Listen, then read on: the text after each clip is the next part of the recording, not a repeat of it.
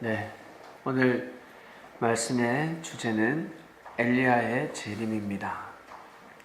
재림은 다시 온다는 뜻입니다. 다시 온다. 엘리야는 여러분 잘 아시다시피 예수님 오시기 800년 전에 사역을 한 사람입니다. 엘리야 하면 까마귀입니다. 까마귀가 엘리야를 도왔습니다. 까마귀가 엘리야를 먹고 살 수 있도록 극심한 가뭄 때 많은 사람들이 굶주림에 죽음을 면치 못하는 시대에 까마귀를 통해서 엘리야는 큰 은혜를 받고 하나님의 사역을 감당했습니다. 알고 보니까 그 까마귀가 진짜 까마귀가 아니라 그 시대의 영적인 지도자들이었습니다. 우상 숭배자들이었습니다. 우상 숭배자들이 백성들은 굶어 죽어가는 한이 있어도 자신들이 모시는 신에게는 제물을 드렸습니다. 백성들이 죽든 말든 자기들은 잘 먹고 잘 살았습니다. 그리고 자기들이 모시고 섬기는 신들에게 아주 진수성찬으로 제사를 드렸습니다. 엘리야가 거하고 있는 그 거리 시내가 그곳은 명당 자리였고 그곳에 우상 숭배자들이 까마귀들이 와서 제사를 드렸습니다. 그 음식은 자기들이 섬기는 신들이 먹는다고 믿었기 때문에 아주 정성스럽게 제사를 드리고 뒤도 돌아보지 않고 귀가를 했죠. 결국 그곳에 숨어서 연명하던 엘리야가 그 음식을 먹게 됩니다. 그 음식을 먹으면서 엘리야는 아마 눈물의 기도를 했을 것입니다. 가뭄이 예정이 아니었고 이렇게 백성들이 굶어 죽어가는 지금 이 현실이 하나님의 뜻이 아닌데 왕이 정치를 잘못함으로 인해서, 왜냐하면 앞으로 이 땅은 그리스도가 태어나는 땅이었습니다.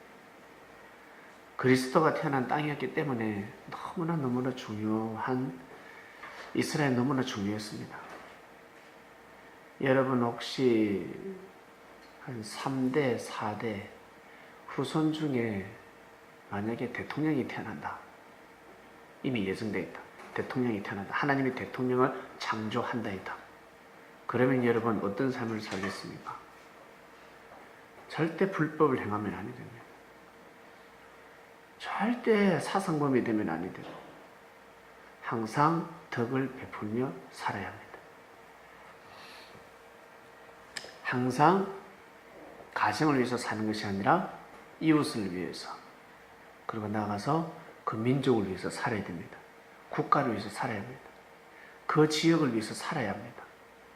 그것을 자녀에게도 유산으로 물려줘야 합니다. 반드시 너희들 이웃을 공경하라. 절대 원수를 지면 안 된다. 어떠한 일이 있어도 원수를 지지 말고 항상 이웃을 공경해라.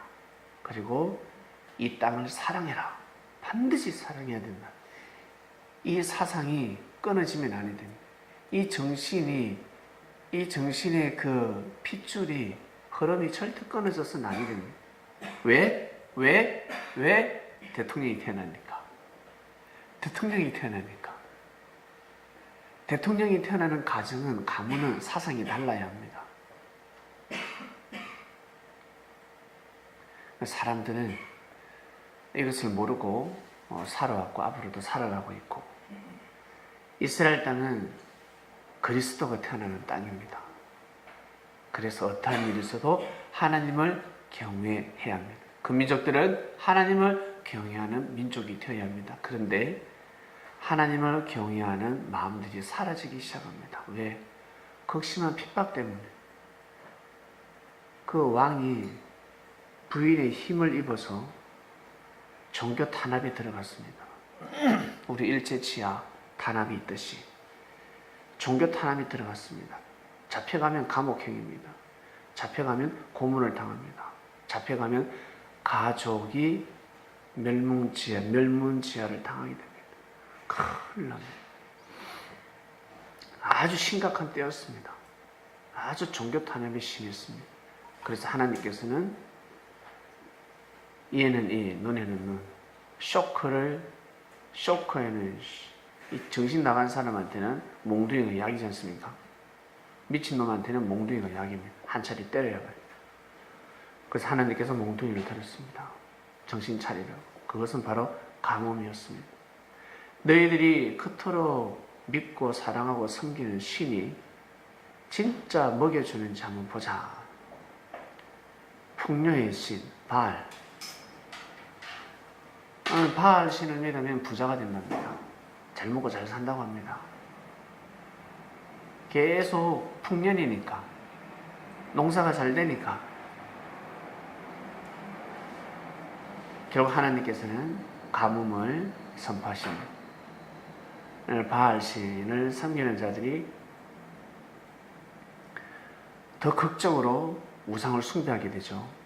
그러면 비가 오고 또 풍년이 되어야 되는데 그러지 않습니다. 갈수록 가뭄이 극심해지기 시작합니다. 사람들의 민심이 흔들리기 시작합니다. 떠나가기 시작합니다. 바알 신이 신이 아닌가? 바알 신이 신이 아닌가? 한때도 때 반때 동안 완전히 사람들의 생각을 바꿔놔버립니다. 자기들이 바로 원하는 뜻이 이루어지지 않습니다. 한때도 때 반때 동안 3년 6개월입니다.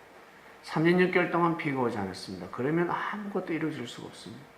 여러분 3년 6개월 동안 일이 안 된다 생각해 보십시오. 여러분이 하고자 하는 일이 안 된다. 그러면 생각이 깊어지는 것입니다.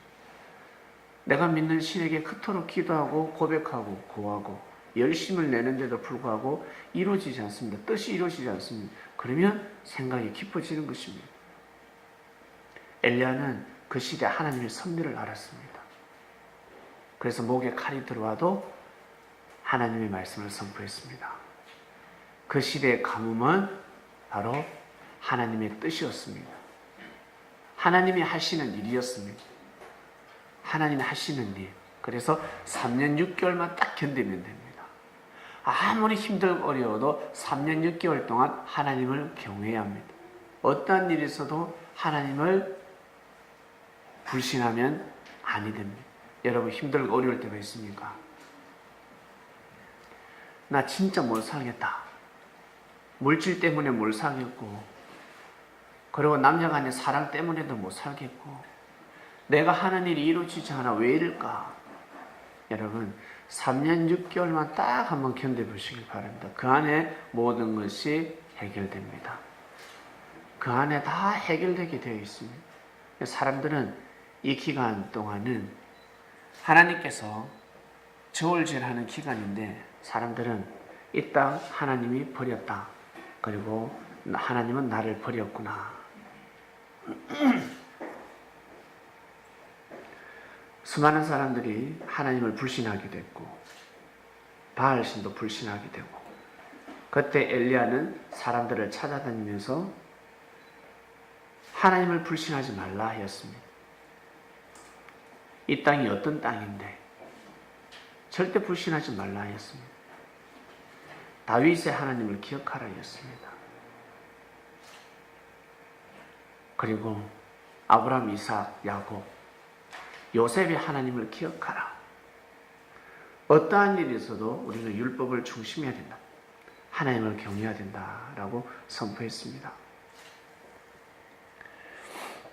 엘리야는 사람들은 가뭄이 들어서 괴로웠지만 엘리야는 괴롭지 않았습니다. 왜? 흐름을 알고 있었기 때문에. 하나님께서 때가 되면 비를 내려주시고 흉년이 막을 내리고 이제 풍년이 이어진다는 것을 알고 있었습니다. 알고 있었기 때문에 이 엘리야는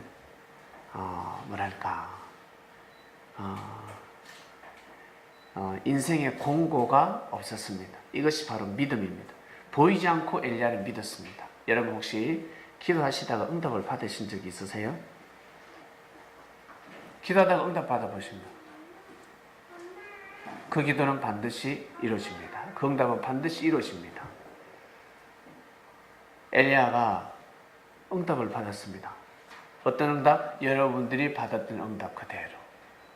여러분들이 평소에 기도해서 받았던 응답 그대로 엘리야 또한 받았습니다.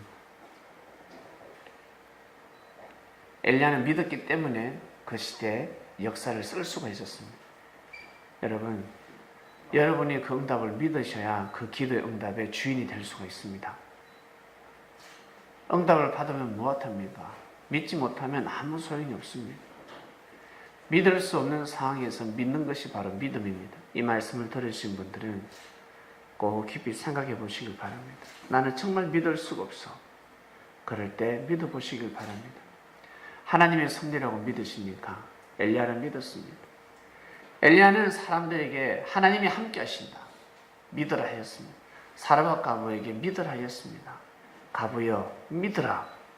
가부는 믿었습니다. 정말입니까? 정말 먹고 살 수 있습니까? 그럼 안 죽는다. 안 죽는다. 네가 먼저 그의 나라와 그 의를 구하면 먹고 살 길이 열린다. 결국 가부는 마지막 음식을 먹고 죽는다 생각했는데 결국 보낸 자를 믿어줌으로 인해서 경제의 물꼬가 튀어지기 시작합니다. 결국 먹고 살았습니다. 그 반면에 집을 가지고 있는 여인은 지지리라도 못 사는 여인은 먹고 살게 되었고, 근데 그 시대에 집을 가지고 있는 여인이 있었습니다. 주모가 있었습니다. 그 집 주모가 있었습니다. 새를 넣어주고 받아먹고 사는 사람이 있었어요.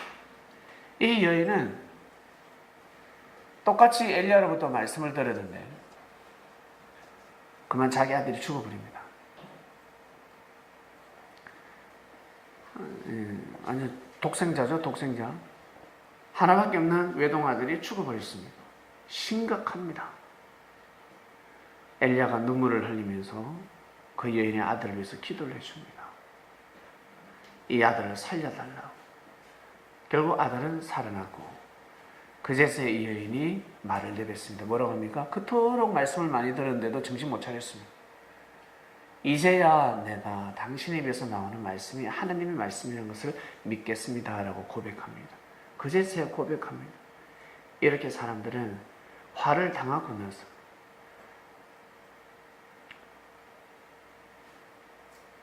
자신이 바라고 원하는 뜻이 끼어지고 또 사랑도 끼어지고 물질도 끼어지고 자신의 뜻도 끼어지고 그제서야 그때 가서 마음을 내려놓고 하늘을 맞이한다는 것입니다. 그러나 엘리야는 사람들에게 그 시대 하나님의 섭리를 선포했습니다. 엘리야는 개인을 위해서 온 사람이 아닙니다. 가정을 위해서 온 사람이 아닙니다. 민족을 위해서 온 사람입니다. 민족을 살리러 온 사람입니다. 수많은 사람들을 살리러 온 사람입니다. 개인의 매일 수가 없었습니다. 그래서 엘리야는 끝까지 하나님의 말씀을 선포하고 왕이 그토록 사랑하는 왕이 모시고 섬기는 제사장과 제사장들, 우상 숭배자들이죠. 우상 숭배자들과 마지막 결단을 내립니다. 영적인 결투, 아마게돈 전쟁을 치릅니다. 결국 기도응답 누구에게 떨어졌습니까? 엘리야에게 이겼습니다. 하늘에서 불이 떨어졌습니다. 우르는 쾅쾅쾅쾅 번개가 때려버렸죠. 하늘에서 불이 내려와서 제단에 불이 붙어버렸습니다. 그럼에도 불구하고 이 아합왕의 부인은 엘리야의 말을 듣지 않았습니다. 사람이 여러분 이렇게 악합니다. 뻔히 하나님이 있다는 것을 믿어야 되는데 이점이면 믿어야 하는데 끝까지 믿지 않습니다. 이렇게 사람들이 악한 사람이 있습니다. 끝까지 하나님을 믿지 않습니다. 하나님의 사람을 대적하는 사람이 있습니다. 엘리야를 죽여야 된다고 합니다. 저놈 때문에 우리나라가 망한다고 합니다. 그놈 때문에 망하는 것이 아니라 왕비 때문에 나라가 망하고 있는데 사람들이 이렇게 우둔합니다. 물질에 빠지게 되면 눈이 돌아갑니다. 명예와 권력에 빠지게 되면 하나님의 섭리가 보이지 않습니다. 사울 왕도 그랬고 눈이 한번 돌아가면 헤어나올 수가 없습니다. 엘리야가 결국에는 자포자기하죠. 자포자기해버립니다. 천사들이 와서 위로를 해주는데도 더 이상 힘을 낼 수가 없습니다. 하나님께서는 그동안 욕봤다 엘리야야. 나름 애 많이 있었다. 그 다음 엘리사를 준비시켰습니다. 주님이 오시기 전까지 선지자들을 계속해서 보내셨습니다. 말씀의 불이 떨어질 것 같으면 보내고 또 보내고 사람을 계속해서 보냈습니다. 그리고 예수님이 오셨고 예수님 이후에 제자들이 그 말씀을 이어서 지금 2000년이 지금까지 말씀이 이어져 오고 있습니다. 엘리야가 이제 엘리사에게 기름을 부어주고 성천을 하지요. 엘리사가 자기 스승 엘리야가 죽음을 맞이하는 마지막 임종을 보는데 육신은 흙으로 돌아가지만 영은 땅으로 꺼지지 아니하고 불술에 불말을 타고 회리 바람을 타고 성천을 하는 모습을 보게 됩니다. 엘리야가 불의 옹이 되어서 하늘로 올라가 버렸습니다. 성경에는 불술의 불말이 내려와서 엘리야를 해리 바람으로 데리고 갔다라고 성경에 기록되어 있습니다.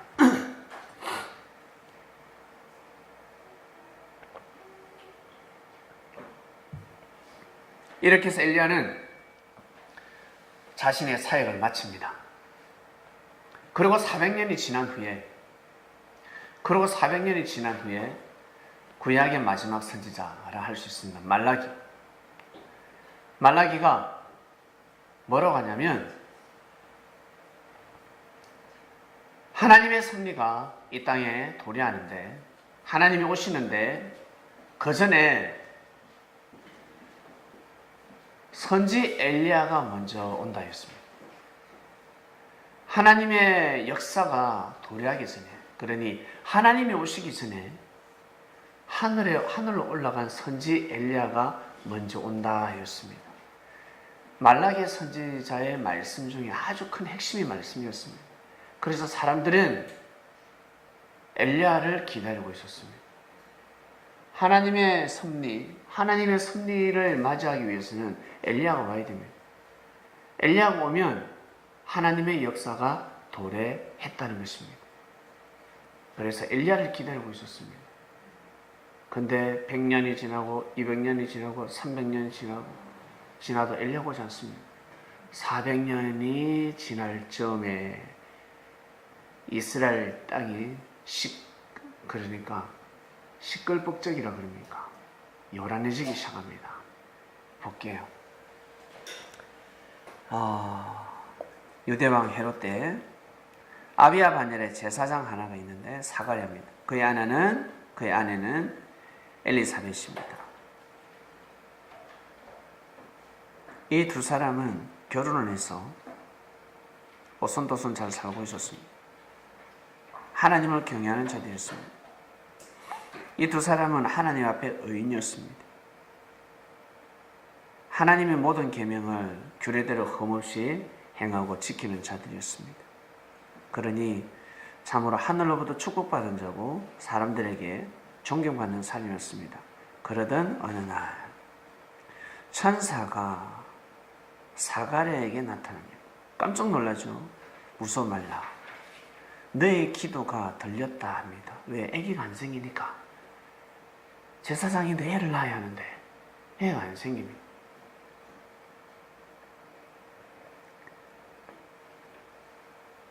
네 안에 엘리사벳이 아들을 낳을 것이다. 이 태몽입니다. 태몽. 천사가 와서 태몽을 하고 있습니다. 아들을 낳아줄 것인데 그 이름을 요한이라 해라. 너는 기뻐하고 즐거워할 것이요 많은 사람도 그의 남을 기뻐할 것이다. 이는 제가 주 앞에 큰 자가 되고 포도주나 소주 대신 마시지 마라. 모태로부터 성령의 충만함을 입었으니까 포도주 소주 마시면 안 돼 그랬습니다. 이스라엘 자손을 하나님께로 많이 돌아오게 할 것이다 였습니다. 하나님을 섬기게 할 것이다. 한마디로 부흥 강사입니다. 부흥 강사가 태어난다는 것입니다. 이스라엘 땅을 부흥시킨다는 것입니다. 저는 또 엘리야의 심정과 능력으로 온다 했습니다. 엘리야는 하나님의 마음을 잘 살폈습니다. 하나님의 섭리를 다 꿰뚫어 보는 자였습니다. 그리고 엘리야가 기도하면 비가 오지 않았습니다. 그리고 엘리야가 기도하면 비가 내렸습니다. 엘리야가 기도하면 하늘에서 불이 떨어졌습니다. 대단한 자였습니다. 놀라운 자였습니다. 기도하면 응답이 막 바로바로 일어났습니다. 이런 능력을 가진 자가 태어난다는 거예요. 엘리야의 능력, 심정과 능력을 가진 자가 태어난다. 그래서 아비의 마음을 자식에게 거슬리는 자를 의인의 설계에 돌아오게 하고 주를 위하여 세운 백성을 예배한다 했습니다. 야, 참 대단한 인물입니다. 혹시 여러분 태몽 중에 이런 태몽이 있으세요? 부모님 이런 태몽을 꿔봤습니까?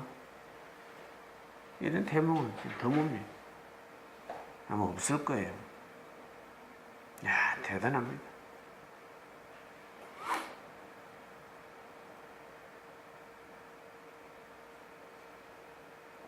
그러고 나서 결국에는 엘리사벳이 임신을 하게 되고 결국에는 생명을 잉태하게 됩니다. 그러니까 생명을 이제 낳았습니다. 요한이가 태어났습니다. 어릴 적은 성경에 기록되어 있지 않습니다. 사생에는 성경에 기록하지 않습니다. 이제 공생애가 기록이 되어 있는데 안나스와 가야바 대제사장에 있을 때 하나님의 말씀이 빈들에서 사갈의 아들 요한에게 임한지라 하나님의 말씀이 내려왔습니다. 사갈에는 제사장이고 대제사장은 안나스와 가야바. 제사장 집안에서 기름 부음을 받은 자가 태어났습니다. 이는 선지자도 아니요. 야, 뭐라 그럴까? 그러니 진짜 주님을 바로 전가하는 자였습니다. 어마어마한 자리였습니다. 말씀이 임해버렸습니다. 이 요한은 의상은요 약대 트롯입니다. 낙타 트롯입니다. 멋있죠, 그죠? 낙타 트롯입니다. 허리에 가죽대를 띠고 음식은 메뚜기를 먹고요. 석청은 그 야생 꿀벌입니다. 광야에 사막에 보면 그 벌이 있습니다. 벌, 야생벌. 그걸 먹고 살았습니다. 꿀을 먹고 살았습니다. 말씀을 받았습니다. 말씀을 받고 나니까 바리새인들이 제사장들이 전하는 말씀이 틀렸더라는 거예요. 말씀을 받고 나니까 잘못된 말씀을 선포하고 있다는 것입니다. 하나님의 역사는 하늘에서 오는 것이 아니라 이 땅에서 일어난다라는 것을 받았습니다. 그리스도 메시아는 하늘에서 구름 타고 오는 것이 아니라 이 땅에서 태어난다. 이 땅에 사람의 몸으로 온다라는 것을 받았습니다. 아주 큰 말씀을 받았습니다. 그리고 불이 말씀이다. 구름은 사람이다. 부활은 육적 부활이 아니라 영적 부활이다. 지상천국은 바로 동물들이 하나 되는 것이 지상천국이 아니라 사람들이 서로 하나 되는 것이 바로 지상천국이다. 이 말씀을 받게 됩니다.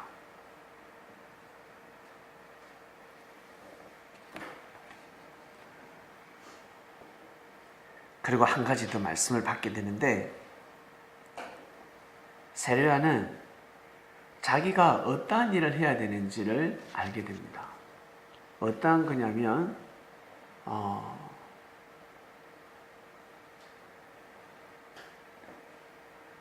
그러니까 800년 전 엘리야가 하나님을 증거했듯이 이 세례요한은 하나님의 섭리를 증거하는데 하나님을 대신해서 오는 예수 그리스도였습니다. 예수님이었습니다. 예수님을 증거하는 자였습니다. 그 사람 어떻게 알아봐? 그 사람 알아볼 길이 없잖아요. 그래서 하나님이 세례를 주라 했습니다. 세례요한이가 세례를 주는 목적은 그리스도를 분별하기 위함이었습니다. 찾아내기 위함이었습니다. 네가 세례를 주면 세례를 받는 자 중에 성령이 임할 것이다 했습니다. 성령이 임하는 자가 있을 것인데 그 성령이 임하는 자가 바로 그리스도 메시아다. 네가 증거해야 될 자다라는 응답을 받았어요. 광야에서. 그래서 세례요한은 바로 어디를? 요단강으로 갑니다. 요단강. 지금 요단강, 요르단이죠. 요르단에 가면 그게 있습니다. 예수님이 거기서 세례 받은 곳입니다. 지금 너무 멋있는 아름다운 나라죠. 그 당시 때도 아름다웠고. 이 세례요한은 예수님을 전초하는 자였기 때문에 목소리도 엄청 컸습니다.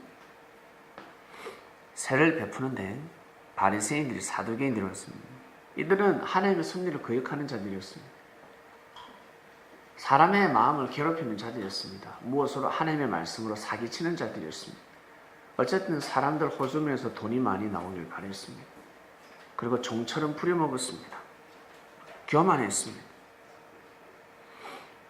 이들을 보고 요한은 독사의 자식들이었습니다. 독사의 자식들은 에덴 동산에 나오는 뱀입니다. 에덴 동산에 나오는 뱀의 후손들을 뜻합니다. 너희들 또 섭리를 해방할래? 가만히 보니까 바리새인들이 가지고 있는 사상과 정신은 또다시 섭리를 해방할 것 같았습니다. 잠오르신 분들 일어나세요. 자, 심각합니다 지금. 그래서 세례요한은 바리새인이나 사두개인에게 독사의 자식이라 그랬습니다. 그리고 뭐라고 합니까? 이미 도끼가 나무 뿌리에 놓였다. 도끼가 나무 뿌리에 놓였다. 좋은 열매를 맺지 아니하는 나무는 찍혀 불에 던지우리라. 구원받지 못하는 시대가 도래했다는 것입니다. 이미 하나님의 섭리가 시작되었다. 정신 차리라. 나는 너희에게 회개케 하기 위해서 물로 세례를 주지만 내 뒤에 오시는 이는 나보다 능력이 많다 했습니다. 나는 그의 신을 들기도 감당치 못하겠노라 했습니다. 신들매도 감당하지 못한다 했습니다. 뭐냐면 옛날에 이 종들이 주인의 신발을 신어주고 벗겨주고 씻어 발도 씻겨주고 그랬습니다. 그러니까 그거조차 하지 못한다는 거예요. 그거조차 발에 손을 댈 수도 없는 존재라 그랬습니다. 그는 성령과 불로 내게 세례를 준다 하였습니다. 그러면서 증거하기 시작했습니다. 난리가 났습니다. 이스라엘 땅에 난리가 났습니다. 세례요한의 말씀을 들어보니까 맞거든요. 맞단 말이에요. 하나님은 역사를 감행하시는데 지금까지 늘 사람을 보내서 역사를 하셨듯이 또 그리스도 메시아도 사람으로 오신다는 거예요. 하나님이 이 땅에 그 사람을 태어나게 한다는 거예요. 그리고 이 민족의 깨끗한 구름이다. 구름 타고 오신다. 이 민족을 타고 이 땅에서 태어난다. 이 민족에서 태어난다. 불같은 말씀을 선포한다. 그 말씀을 들어야 부활될 수 있다. 하나님과의 관계성이 회복될 수 있다. 하나님의 은혜를 느낄 수 있다. 하늘의 언어를 들으라. 하나님의 말씀을 들으라. 회개해라. 군인들이 와서 우리는 뭘 회개해야 됩니까? 너희들 너무 횡포를 부리지 마라. 백성들에게 칼을 겨누지 말라 했습니다. 백성들에게 총을 겨누지 말라 했습니다.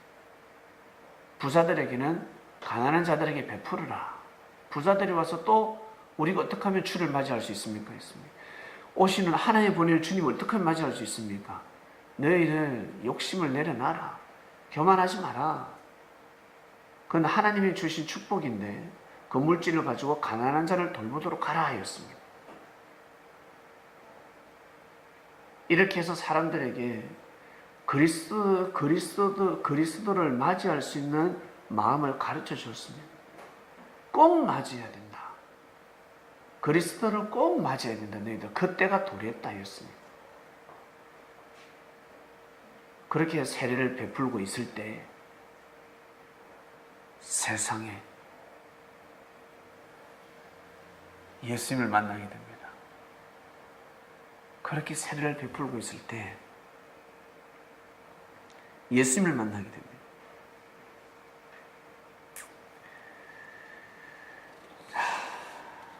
마음이 어땠을까?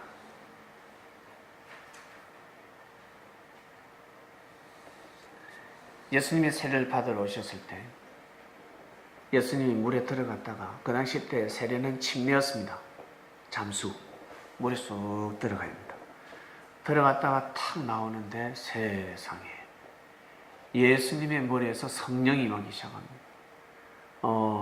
그러니까 세례요한이가 촌수로 따지면 6개월 정도 형입니다. 6개월 정도. 1살 톨이 될 수도 있고 같은 동갑일 수도 있습니다. 6개월 차이가 나는데 6개월 먼저 태어났습니다. 세례요한이가. 그래 옛날에는 촌수를 따지면 하루만 먼저 태어나도 행님. 하루만 먼저 태어나도 행님이 되는 겁니다. 촌수를 따져보니까 이건 큰 집이에요.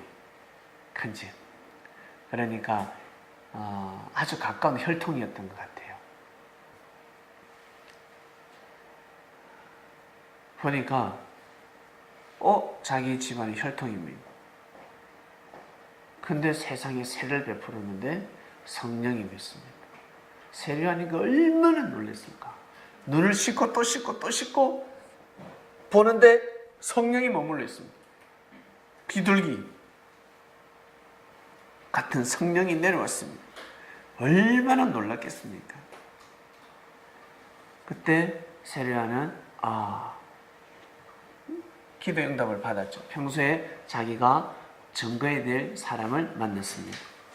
그래서 세례하는 거 뭐라고 합니까? 내가 도리어 세례를 받아야 됩니다 했습니다. 저에게 세례를 베풀어 주소서 했을 때 지금은 내 시키는 대로 하라. 나한테 세례를 달라 했습니다. 예수님의 세례요한에게 세례를 받았습니다. 그리고 계속해서 세례를 베풀기 시작했습니다.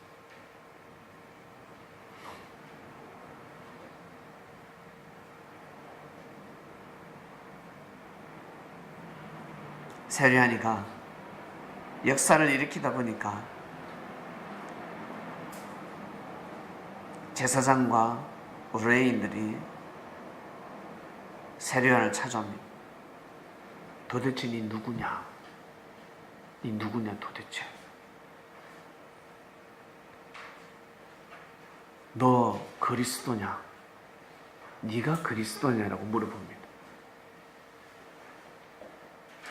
바른말 해라. 네가 진짜 우리가 기다리는 그 그리스도 네가 맞냐? 네가 진짜 그리스도라고 하냐? 라고 물어봅니다. 네가 그리스도냐? 나는 그리스도가 아니다 했습니다. 또 묻습니다. 그러면 네가 엘리야냐라고 물어봅니다. 이 질문은 상당히 중요한 질문이고 여기에 답을 정말 잘해야 합니다. 정말 잘해야 합니다. 이 엘리야, 이 세례요한의 이 말 한마디로 예수님의 사역이 왔다 갔다 합니다. 왜 그럴까? 예수님은 세례요한을 엘리야라 했단 말이에요. 제자들이 물어봅니다. 예수님, 하나님의 섭리가 그리스도가 메시아가 도래하기 전에 하나님은 선지 엘리야를 먼저 보낸다 했는데 이 땅에 엘리야가 누굽니까? 라고 질문했을 때 예수님은 바로 저 광야에서 외치는 저 사람이다라고 했습니다. 요한이다라고 했습니다. 요한이가 세류안이다. 감옥에 가고 나서 그걸 밝혀줍니다. 상당히 심각한 사안입니다. 이 세류안이가 말을 잘해야 합니다. 만약에 내가 엘리야가 아니다라고 하면 예수님은 거짓말장이게 되는 겁니다. 본인이 그리스도가 되기 위해서 세류안에게 엘리야로 둔갑시키게 되는 겁니다.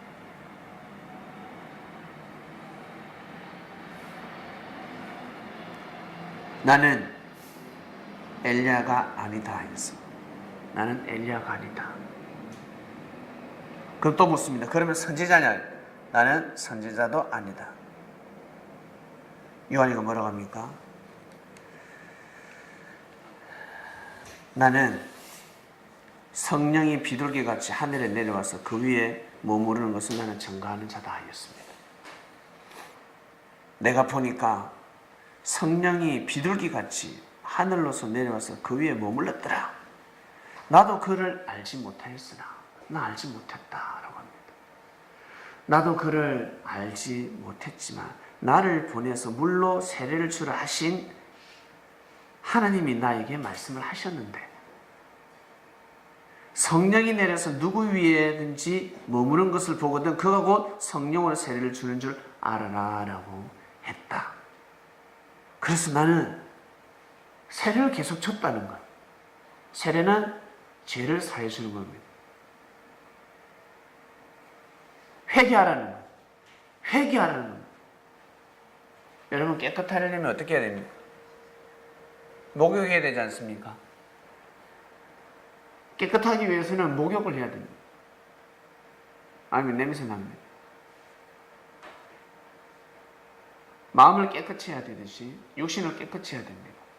하나의 의식이었습니다. 침례, 물속에 들어갔다가 나오는 것입니다. 몸을 깨끗이 하는 것입니다. 사람들을 회개시키고 있었습니다. 제발 너희들 목욕 좀 해라. 머리 냄새 난다. 더러워서 가까이 못 가겠다. 빨리 좀 씻어. 그처럼 말씀으로 씻으라. 회개해라. 너희들 주를 맞이하지 못한다. 하나님의 보낸 자를 너희들 맞이하지 못한다. 악하면 맞이하지 못한다. 그래서 세를 베풀었습니다. 회개를 시키고 있었습니다. 근데 세상에 자기 친척, 그것도 동생이 와서 세례를 받으러 왔는데 알고 보니까 와, 성령이 임하는 겁니다. 비둘기가 내려오는 겁니다. 놀랍지 않습니까? 성령이 비둘기에 내려오는 겁니다. 깜짝 놀랐습니다. 그래서 세리야는 내가 그걸 보고 그가 하나님의 아들이다. 그리스도다. 메시아다. 증거하였노라. 이야기를 하는 겁니다. 본인은 엘리야가 아니래. 이 앞뒤가 뭔가 안 맞아요. 이게 하나 빠졌어요. 자기가 엘리야라고 했어야 되는데. 난 엘리야의 능력과 사명을 가지고 왔다. 왜? 태몽이 그랬잖아. 그러니까 이걸 가벼이 여긴 겁니다. 가벼이 여기고 자기가 진짜 엘리야의 사명자, 엘리야의 사명을 가지고 왔다는 것을 세례야는 몰랐습니다. 알고 믿었어야 하는데 믿지 못했습니다. 그리고 자기 아버지가 엘리야를 세례야를 그만큼 교육시키지 못했습니다. 못 시켰다는 거예요. 아버지가 세례야에게 교육을 못 시켰고 교육을 못 받다 보니까 세례야 또한 전파하지 못했습니다. 이처럼 여러분 사람의 책임 분담이 너무 중요합니다. 여러분 살아가면서 야 내가 잘해야 되겠구나 너무 느끼지 않습니까? 하나님은 어떻게 섭리하십니까? 내가 잘못하면 또 섭리하세요. 또 실수를 만회하게 만들어 주시고 또 돌이키게 해주시고 내가 실수를 하면 또 용서해 주시고 또 실수하면 또 용서해 주시고 끝까지 하늘은 기회를 주시면 그만큼 책임 분담이 중요합니다. 세례야니가 말을 잘못했습니다. 말을 잘해야 하는데 자기 자신이 엘리야라고 반드시 이야기했어야 됩니다. 나 엘리야 맞다. 엘리야의 능력을 가지고 왔다. 나도 모르겠다. 우리 아버지가 이야기하더라. 우리 아버지가 태몽에 천사가 와서 이야기했다고 하더라. 그걸 증거를 했어야 됩니다. 그리고 나는 엘리야의 사명을 가지고 왔다. 엘리야가 온다 하지 않았냐? 내가 바로 엘리야 대신에 왔다라고 이야기했어야 됩니다. 엘리야의 능력을 가지고 왔다. 엘리야의 사명을 가지고 왔다. 사람이 한번 엘리야가 죽었는데 어떻게 엘리야가 태어나겠냐? 내가 엘리야 대신에 왔다. 엘리야의 영이 나와 지금 함께하고 있다. 라고 했어야 됩니다. 그런데 세리야는 이 말씀을 전하지 못했습니다. 이 말씀을 전가하지 못하고 사람들 회개는 진짜 잘 시켰습니다. 그리고 뒤에서 예수님을 전가하기 시작합니다. 대집회 때 예수님을 전가해야 되는데 대집회 때는 예수님을 전가하지 못하고 가다가 간혹 제자들에게 소그룹 모임 때 예수님을 전가하기 시작합니다. 왜 그랬을까? 왜 그랬을까? 여러분 왜 그랬을까? 확실한 믿음이 없었기 때문에 그렇습니다. 세례요한이가 확실한 믿음이 없었습니다. 확실한 믿음. 그토록 계시를 많이 해줬는데 응답을 받았는데 여러분 섬기기를 가시다가 기도하니까 응답이 옵니까 안 옵니까? 응답이 와도 그때뿐이죠. 딱 24시간 갑니다. 어떤 사람은 일주일 갑니다. 말씀이 은혜를 받으니까 어떻습니까? 너무 좋아. 그 은혜를 간직하지 못하면 24시간 안에 은혜가 떠나게 되어 있습니다. 그 은혜를 지키느냐, 그 기도응답을 믿느냐 안 믿느냐입니다. 그 기도응답을 믿느냐 안 믿느냐. 그 자신이 받았던 기도응답을 믿게 되면 하나님의 뜻을 이루게 되고 내가 힘들고 어렵고 그리고 사람을 볼 때 실족하는 마음이 생깁니다. 그러면 하나님 은혜가 떠나가 버립니다. 세례요한이가 분명히 응답받았잖아요. 세례요한은 응답받았습니다. 그래서 증거까지 했습니다. 그런데 싹 가다가 어때? 실족해버립니다. 실족이 무엇입니까? 걸어가다가 넘어지는 겁니다. 섭리길을 가다가 믿음이 넘어졌습니다. 아브라함도 가다가 믿음이 넘어졌고 그리고 모세도 가다가 넘어졌습니다. 다 실족했습니다. 그러므로 인해서 어때요? 하나님이 아브라함에게 심판의 말씀을 선포합니다. 그리고 또 누굽니까? 모세도 마찬가지. 반석 2번 치는 바람에 믿음이 실족한 거죠. 반석을 2번 치는 바람에 가나안 땅에 못 들어가게 됩니다.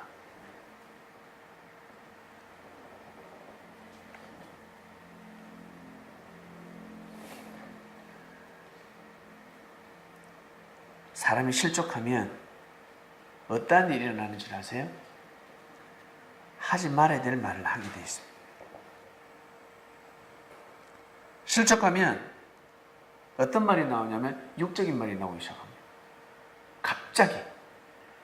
갑자기 육적인 말이 나오기 시작합니다. 세례요한 입에서 육적인 말이 나오기 시작했어요. 어떤 말이었습니까? 헤롯 왕이 헤롯이었습니다. 그러니까 동생의 부인이 뭐라고 합니까? 제수라 그러죠? 제수시죠. 왕이 자기 동생이 빌립이었는데 빌립의 아내 헤로디아가 너무너무 예뻤습니다. 결국 동침을 하게 됩니다. 이것이 왕궁을 뛰어넘어서 백성들에게 소문이 삽시간 번져버립니다. 이 소식을 전해들은 세례요한이가 왕이 할 짓이 아니다. 잘못했다. 회개해라. 합니다.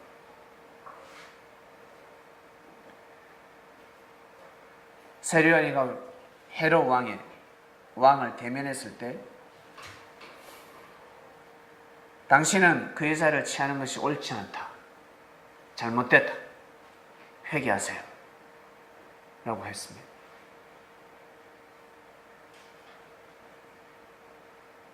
세례요한 입장에서는 충분히 할 수 있는 말이었습니다. 세례요한 입장에서는 왜? 이 어마어마한 종교의 지도자였으니까. 정신적 지도자였기 때문에. 평소에는 왕도 자기 말을 경청해줬고, 많은 신하들이, 왕궁에 근무하는 많은 신하들이 세례요한의 제자들이 있었단 말이에요. 세례요한의 말을 믿었습니다. 그래서 그 힘을 입어서 누구를? 왕의 이성을 탁 터치했습니다. 잘못됐다. 회개하라. 했습니다. 이 왕이 또 회개하면 되는데 왕이 어때요? 왕이 자존심이 있다 보니까 회개하지 않고 그만 세례요한을 향해서 칼을 겨누게 됩니다. 어떤 칼? 죽음의 칼. 죽여버리자. 세례요한을 죽이겠다. 모사는 어떤 모사였습니까? 왕의 생일날에 연회를 베풀었습니다. 너무너무 공고하고 인생이 괴롭고 번뇌에서 빠져나오지 못하는 연기를 하기 시작합니다. 나 너무 번뇌에 빠졌다. 너무 괴롭다. 사울이가 번뇌에 빠졌을 때 다윗이 수금을 켜고 하나님의 은혜가 차고 넘쳤듯이 내 마음을 기쁘게 하라. 기쁨자들이 나와서 춤을 추고 노래를 하고 별의별 짓을 다 해도 되지 않습니다. 코미디언들이 나와서 웃겨도 마술을 해도 보면 얼마나 웃기겠습니까? 재밌겠습니까? 근데 혀를 깨물면서 참습니다. 나를 웃기게 하라. 나를 웃기면 내가 이 나라의 절반이라도 주겠다면 소원을 들어주겠다고 합니다. 이미 다 작전이었습니다. 헤로디아의 딸이 있었습니다. 이름은 샬롬이라는 공주라고 하는데 얘한테 나가서 너 왕 앞에 가서 왕의 생신이니까 가서 왕을 기쁘게 해드려야지. 해드려. 근데 왕이 제일 근심 걱정이 있다. 엄마 왜? 이 세례요한이가 왕을 아주 괴롭게 한다. 그러니 왕이 너에게 만약에 소원이 무엇이냐고 물어본다면 너는 세례요한의 목을 달라고 하라. 모상 작전을 짰습니다. 많은 사람들이 나와서 쇼를 해도 왕이 우스운데도 불구하고 웃지도 못해 혀를 깨면서 침을 질질 흘려가면서까지 웃음을 참습니다. 예, 미칩니다. 결국 샬롬이 나오기 시작합니다. 샬롬. 공주 전하, 제가 전하를 기쁘게 해드리겠습니다. 샬롬. 춤을 추기 시작합니다. 조만하겠죠? 수지만하겠죠? 조그마하게 나와가지고 샬롬 춤을 추는 거예요. 얼마나 춤을 잘 추는지. 이 샬롬이는 엄마 눈치만 자꾸 보는 엄마 눈치만. 그 엄마가 윙거를 탁 윙거. 말해야 돼. 알았지? 말해야 돼. 이 샬롬은 왕의 눈을 딱 보면 춤을 추는데 세상에 왕이 공주여 그만 막 웃음을 터뜨린 것입니다. 그 전 신하들이 난리가 났습니다. 여러분 왕이 인상을 쓰면요 완전 초상집입니다. 여러분 집에서 아버지가 인상 쓰고 있으면 완전 살벌하죠. 아버지가 웃어야 되는데 인상 팍 쓰고 있으면 자식들이 긴장을 큰일 났다.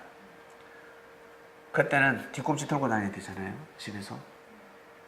이 왕궁에서 제대로 이 잔치날 술도 한 잔 못 마시고 있습니다. 떡이라도 먹어야 되는데 왕이 인상 쓰고 있으니까 목구멍에 밥이 넘어가겠습니까?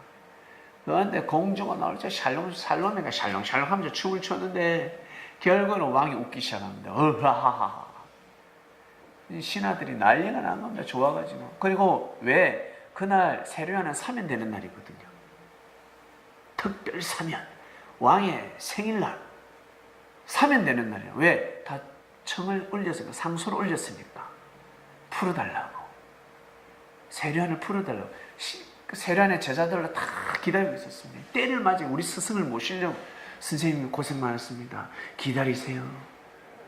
풀려날 거라고 기다리고. 세례요한은 딱 앉아, 자리, 가부좌 자리를 딱 들고 앉아있습니다. 세례요한은 딱 뒷짐지기로 앉아있습니다. 세상에.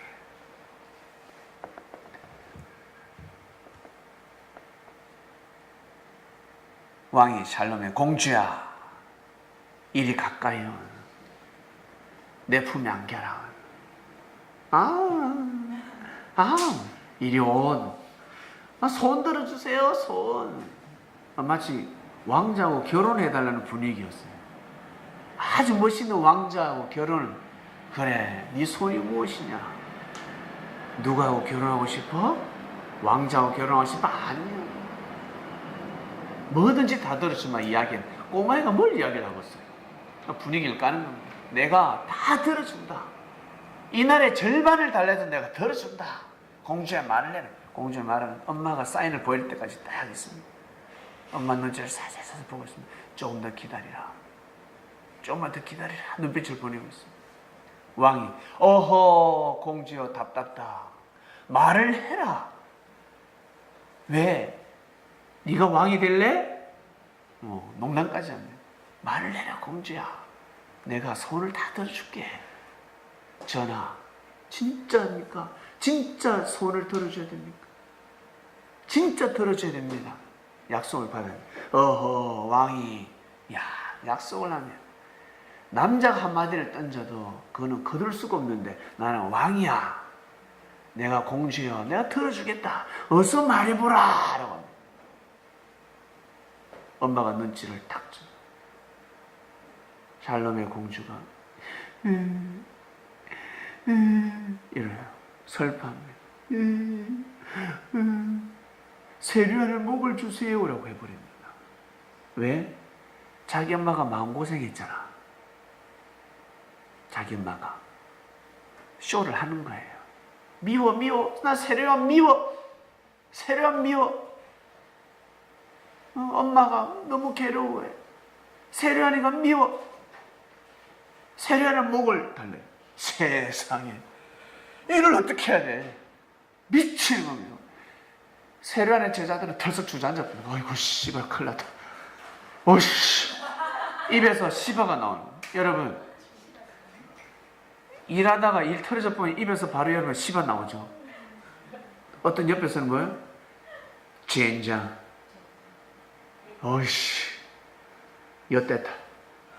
어이씨 해버리고 어이씨 어떡하냐. 한쪽에서는 전하 아니옵니다. 한쪽에서는 전하 됩니다. 아니옵니다. 됩니다. 아니옵니다. 됩니다. 난리가 쇼를 하는 거예요. 여당 야당 쇼를 하는 겁니다. 이미 다 작전이에요. 왕의 모서가 이렇게 무섭습니다. 아니 되는데 세례요한 목을 달라 하더니 공주여 그것만큼 물어보면 내가 왕은 거짓말쟁이, 임금님은 거짓말쟁이 준다 했잖아. 심각한 상황을 보여주고 있습니다.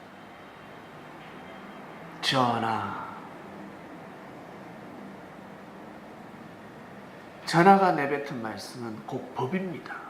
국법입니다. 이 나라의 질서를 바로 잡도록 하소서.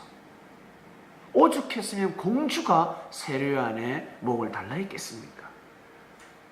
이 나라의 민심을 어지럽히고 있습니다. 그자가 하나님의 이름을 명하고 하나님의 일을 내세우고 그리고 그리스도 메시아를 증거한다면서 이 나라의 민심을 흐트리고 있습니다. 아주 심각합니다. 제사장이 나서기 시작하면 대제사장이 나서고 바리새인 대표가 나서고 사두개인 대표가 나서기 시작합니다. 전하 아니죠. 반드시 세례요한의 목을 쳐야 합니다. 결정난 거예요.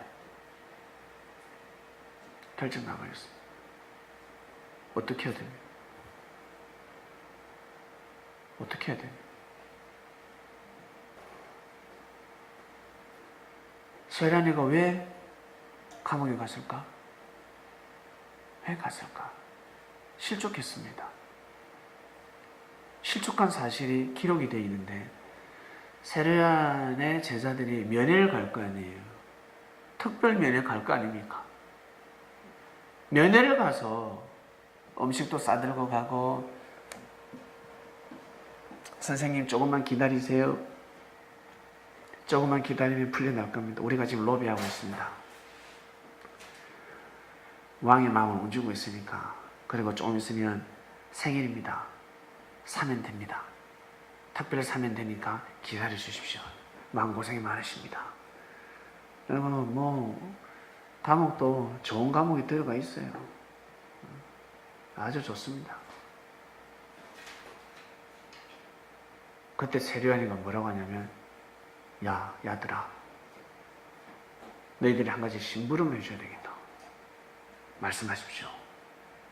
왜 지금 바로 옥문을 열어버릴까요? 그게 아니고 심부름이 하나 있다. 예수님한테 가서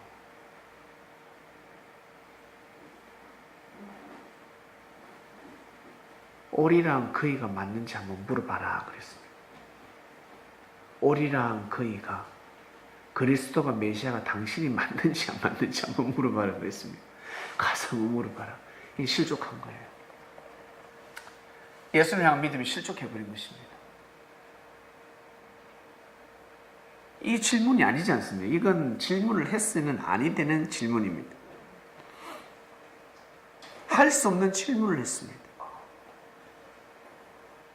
오실 그이가 당신이 오니까 물어봐라.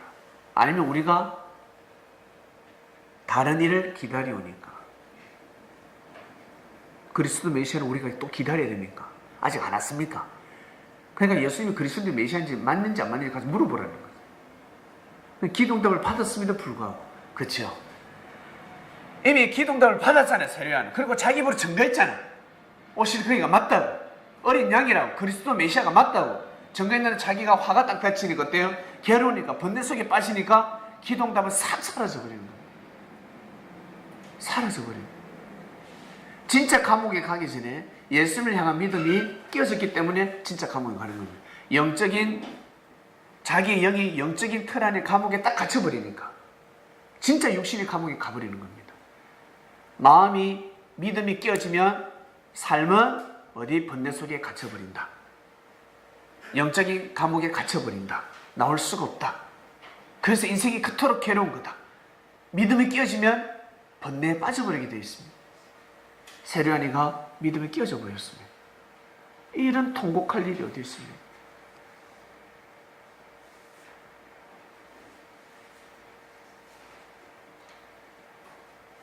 예수님은 사역하실 때 사마리아 여인에게 노골적으로 자기 자신의 사명을 말씀해 주셨습니다.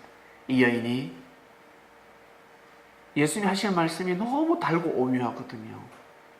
예수님이 하시는 말씀을 들어보니까 하나님이 살아계시고 하나님이 지금 막 함께 하시는 게 느껴서 갑자기 꽉 막혀 있었던 그 영적인 공감이 팡 뚫려버렸습니다. 그래서 예수님한테 질문을 합니다. 예수님, 메시아가 그리스도가 온다고 했는데 언제 옵니까? 언제 옵니까? 하니까 예수님 뭐라 했습니까? 내가 바로 그러다 했습니다. 내가 바로 그러다. 그 여인에게 예수님은 그 사마리아 여인에게 예수님이 내가 그러라고 답을 해줬어요. 근데 세례요한의 제자들에게는 예수님은 말씀하지 않습니다. 내가 그다. 너희들이 기다린 그다라고 가서 전해라라고 하지 않았습니다. 뭐라고 하십니까? 가서 구해라. 너 선생한테 가서 구해라. 소경이 본다 이 새끼야. 소경이 눈 뜬다 이라 가서. 안전뱅이가 걷는다 이라. 문둥이가 낫고 귀머리가 귓구멍이 들린다 이라 가서. 귀가 뚫린다 이라. 죽은 자가 살아나고 그리고 가난한 자. 가난한 자들은 태어날 때부터 하나님한테 저주받았다고 생각했습니다. 그들에게 복음이 전파된다고 해라. 예수님이 얼마나 답답했겠습니까? 이게 할 질문이 아니지 않습니까? 가서 예수님 구해주십시오라고 해야지. 예수님 구해주십시오. 죄송합니다. 제가 진짜 회개합니다. 이 옥문을 열게 해주십시오. 그러면 제가 진짜 예수님을 목숨 걸고 다시 증거하겠습니다. 제가 실족했는데 제가 회개했습니다. 믿음을 다시 세웠습니다. 주님, 저를 구해주십시오 라고 해야 되는데 가서 오실 그이가 당신이 오니까 가서 물어보라고 한 겁니다. 이거는 할 질문이 아닙니다. 그래서 뭐라고 하셨습니까? 누구든지 나를 인하여 실족하지 아니하는 자는 복이 있다 했습니다. 세례요한은 실족한 겁니다. 믿음이 변질되어 버린 겁니다. 넘어진 겁니다. 그러면서 하시는 말씀이 보라, 내가 내 사자를 네 앞에 보내노니 제가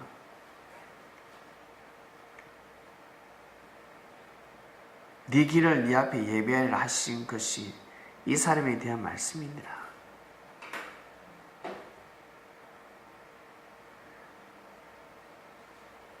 길을 예비하는 자, 바로 엘리야, 바로 세례요한이었습니다.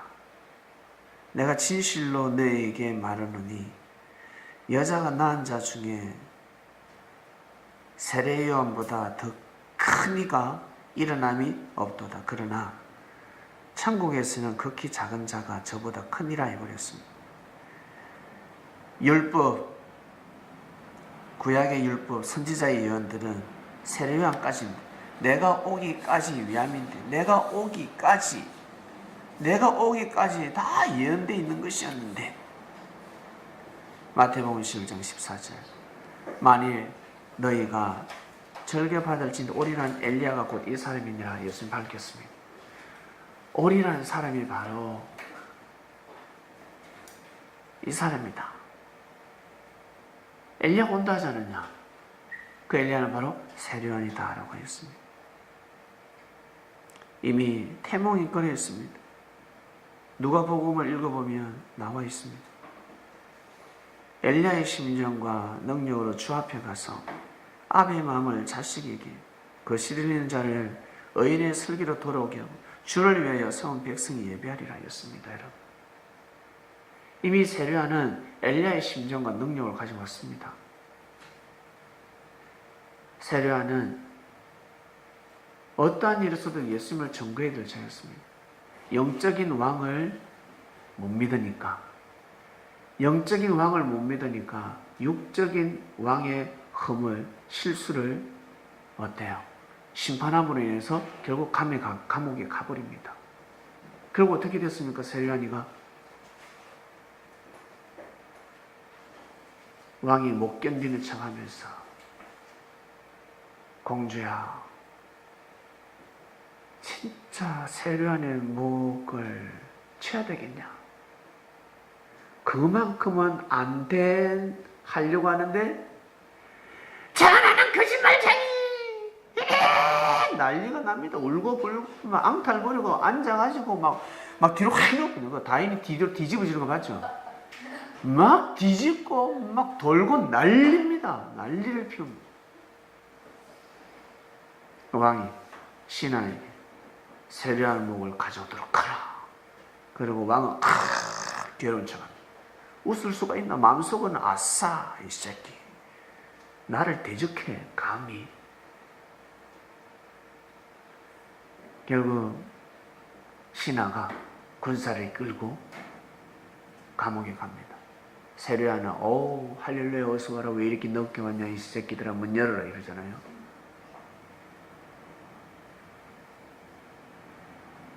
그런데 세례요한에게 다다른 것은 어명을 받으시오. 어명을 받으시오. 결국 세례요한에게는 사약이 내려졌습니다. 사약이 내려졌습니다. 죽음이라는 겁니다. 세례요한은 어떻게 이룰 수 있을까? 마지막으로 기도를 올립니다. 올릴 때 어떻게 해요? 세례요한은 목을 쳐버립니다. 목을 가져옵니다. 언쟁반에 언오봉에 택배가 배달이 되는데 세례요한의 목이었습니다. 세례요한이가 이렇게 가버렸습니다. 여러분, 엘리야가 사라져 버렸습니다. 엘리야는 엄청난 능력을 가지고 있었습니다.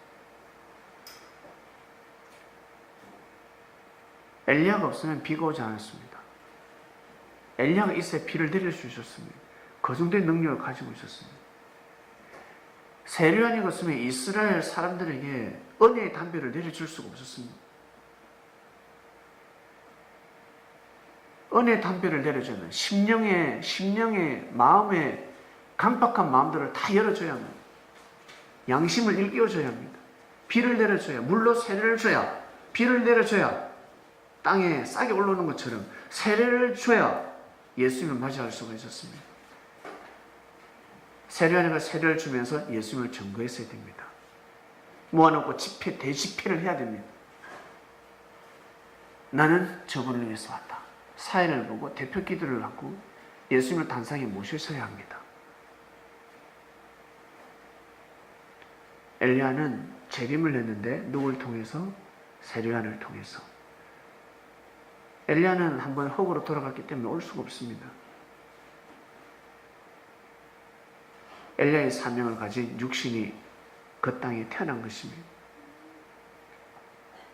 바로 세례요한이었습니다. 세례요한은 엘리야의 심정과 능력, 사명을 가지고 왔습니다. 이것이 바로 지난 역사입니다. 역사가 이렇게 해서 흘러갔습니다. 세례요한이가 죽게 되면 예수님 또한 그 길을 갈 수밖에 없습니다.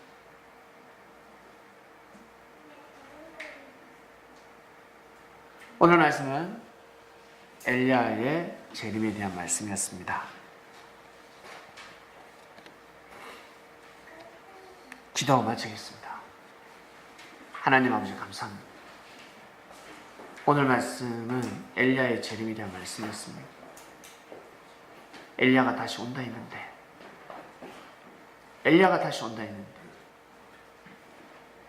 진짜 엘리야가 온 것이 아니라 엘리야의 능력을 가지고, 엘리야의 사명을 가지고 세례요한이가 왔습니다. 하나님이 세례요한을 보내주셨습니다. 그런데 그 사명을 다 감당하지 못했습니다. 예수님을 바라보며 실족해버립니다. 신령한 눈을 가지고 있는 세례요한이가 어찌하여 예수님을 바라보며 실족할 수 있을까? 이처럼 사람의 책임 분담이 너무 중요한 세례요한이가 목이 잘려 죽는 것은 하나님의 예정이 아닙니다. 하나님의 뜻이 돌아가 버렸습니다. 사람의 잘못된 마음을 먹고 생각으로 인해서 역사가 깨어져 버렸습니다. 그래서 우리도 살아갈 때 우리가 어떤 마음을 먹고 어떤 말을 하냐에 따라서 뜻이 일어나고 뜻이 깨어지기도 합니다. 그 엄청난 사명을 가진 세례요한도 역사가 돌아가는데 하물며 일반 사람들은 어떡하겠습니까? 결국 말을 조심하라. 그리고 한번 응답받고 섭리해서 응답받고 믿음을 지켰다면 생명시 해야 된다는 귀한 깨달음을 얻게 됩니다. 그러지 않으면 세례요한의 길을 걸어갈 수밖에 없습니다. 우리는 주를 만난 자들입니다. 섭리를 만난 자들입니다. 세례요한 같은 자들이 되게 하셔서 능력과 권능을 주셨으니 세례요한 같은 그러한 길을 걸어가지 않게 해주시고 더욱더 믿음을 온전히 세워서 주를 보호하고 주를 증거하는 자들 되게 하여 주시옵소서.